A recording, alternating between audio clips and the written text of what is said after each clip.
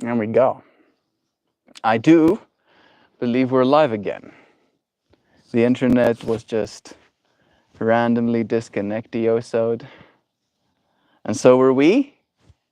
And I thought that would be a time to get the second live stream up and running. And here we are, ideally. I hope it'd be working. Thank you, friends, for joining me again. Today's stream topic has been about the relationships we have with the world, considering how every single thing has a relationship with you, and you have a relationship with that thing too. Right? The relationship might be very distant, to the point where the interaction might seem non-existent. However, to the things that are a little bit closer, the relationship becomes a more intimate one. Right? And the example started, and I want to repeat it again, with water. We're just saying the word water. You have a certain relationship with that word. Never mind the actual thing that I'm describing. And then in water, you have a relationship with the way you drink it. Maybe you like your water hot or cold. Maybe you like your water with ice in it or with a slice of lemon, right? Maybe you don't like drinking water. Maybe you prefer tea or coffee or soda, all right? And then there is a vector of water as it relates to hygiene. Maybe you don't like washing yourself. Sorry, I don't know why I had to say it like that. Maybe you do. And water in that way serves you. You have a relationship with the water in that way. Maybe you like swimming. Maybe you don't. And in that way, you have a relationship with water, right? So we have this idea. I think all of us probably have this understanding, might be a better way to say it, of relationships in life, right? Because we've had relationships in life in one way or another. But it's almost like we, and this is maybe projection from me, right? Admittedly, we see our relationships very one dimensional, right? We're like, ah, yes, this is this person in my life, and this is the relationship I have with them. This is my dad, and I am his son, all right? And then the relationship stops there, right? Maybe we participate, maybe we co-create, stopping there, right? As two people, because there's not always the freedom to explore other dynamics, right? It's like I've now, for instance, had my dad show up twice for little yoga sessions, right, in my life. And both of those moments were good. And my dad walked away feeling better for it.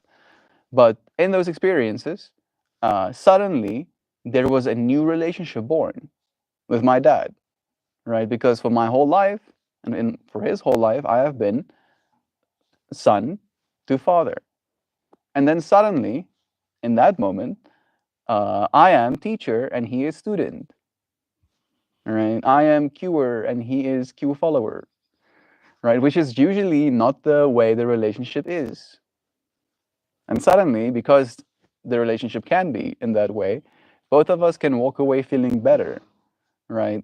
Him having followed the instructions, me having helped my dad.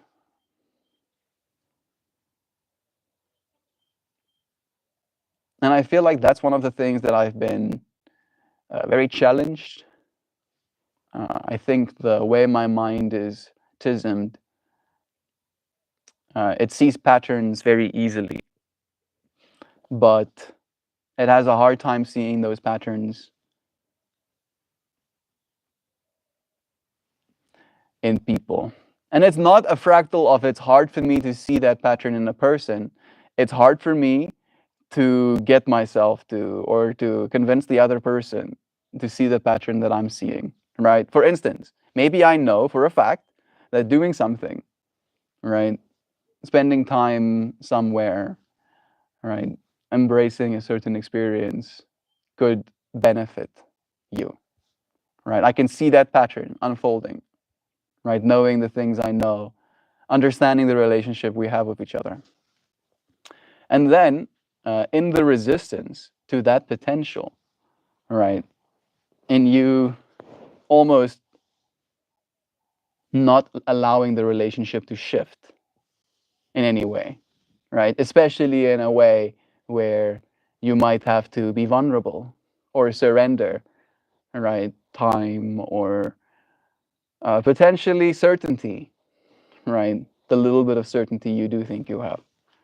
And in that way, I get sometimes very caught up in seeing the patterns in front of me, but not being able to articulate what it is I'm looking at, right? Or more eloquently, I think I know what needs to be, but that reasoning, all of that thinking to knowing what needs to be, is something that I've done my whole life. And it's impossible for you to just give that to another person for them to understand where it is you're coming from, right, in a moment. And if they don't, then it's like a matter of, I want to like show you something, and then you're like, I don't want to see it. And I don't stop wanting to show you something, right? I'm just now suddenly in a state where I'm like, oh, oh, but how do you know you don't want to see it? You haven't seen it. All right, like I start bargaining, and as soon as I start getting into that space, right, it's like powerlessness. When that wasn't the energy that I was looking for, that wasn't the pattern I was seeking, kind of vibes. I've been observing this, what Melt says. Spending time with Melt benefits me. The value to me is invulnerable, is invulnerable to any potential I have in my articulation or word mind. I think that's one of the nicest things I've heard you say, Dreamtooth. Thank you, friend. Knowing this brings me great joy. I hope you know this too. Right? And in that way, you being here allows me great joy. Thank you for using your words with the power that you do. Adding value, benefiting your life, consciously evolving alongside you as a human being, knowing that all we have is today. This is what we have, this here, the right now. And every day that we find ourselves here again, showing up for it, we add to its grandeur, right? We add to the value, we add to the significance of this experience. There definitely is a certain relationship that we have with the internet as well.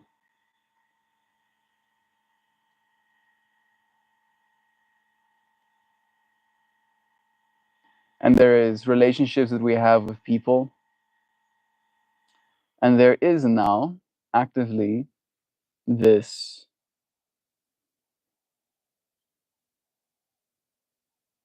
of humanity and technologies,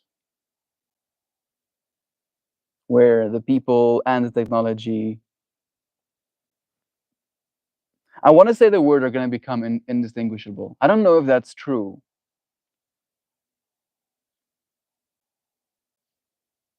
I don't know if that's necessarily true.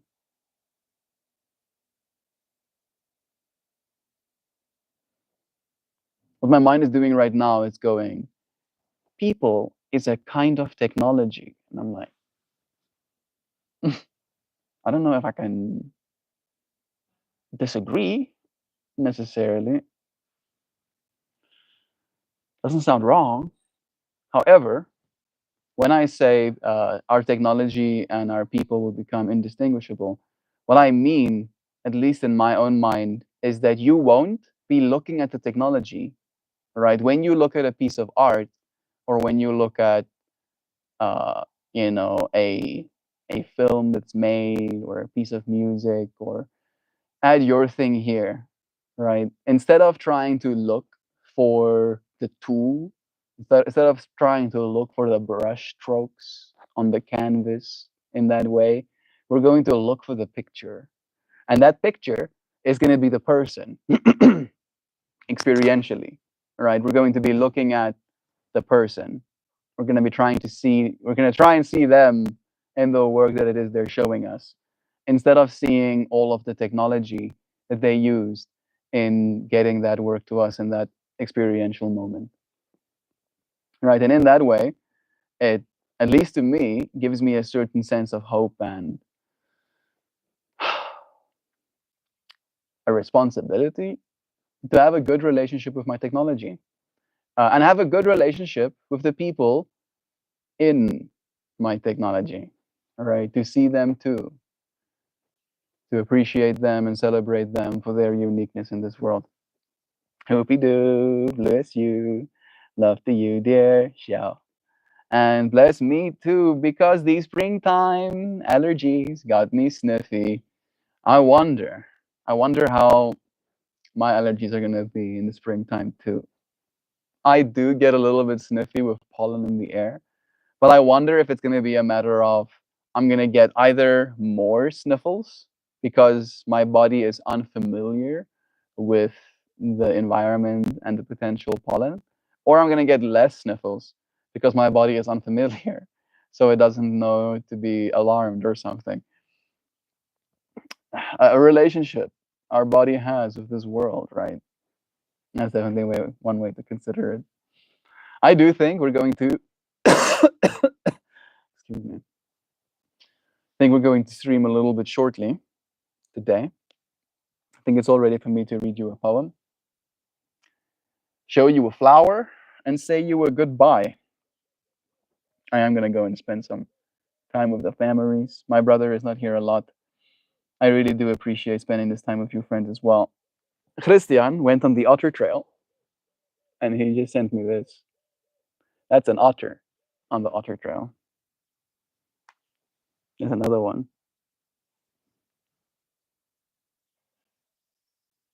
Here's a video. Little otter doing otter things.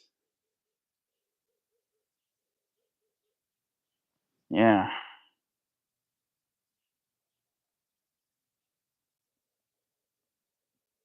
I kind of want to show you his tattoo, but I would rather he do. I can show you my art though. Aw, yeah, right. Otters are so cute. I can't say I have seen an otter in real life. So yeah, like it's cute from afar. It's cute through a screen. I can't even imagine being up close.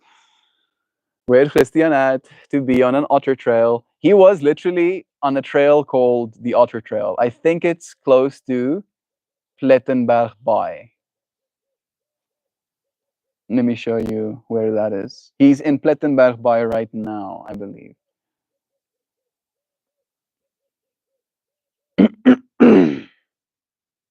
So, Christian is where the red text is. All the way down there, right there. I am up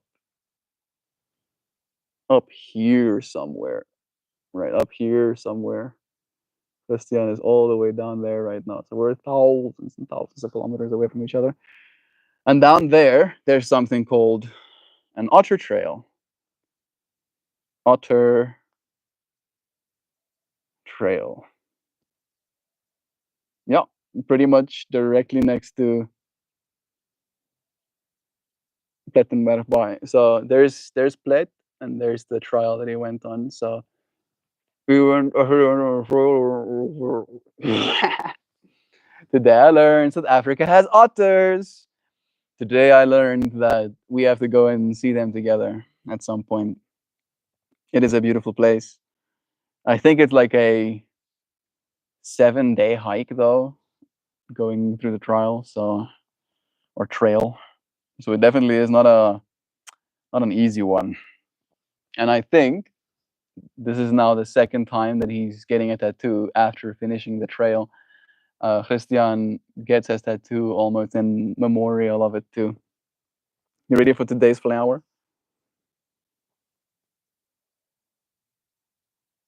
I really like the way this one turned out.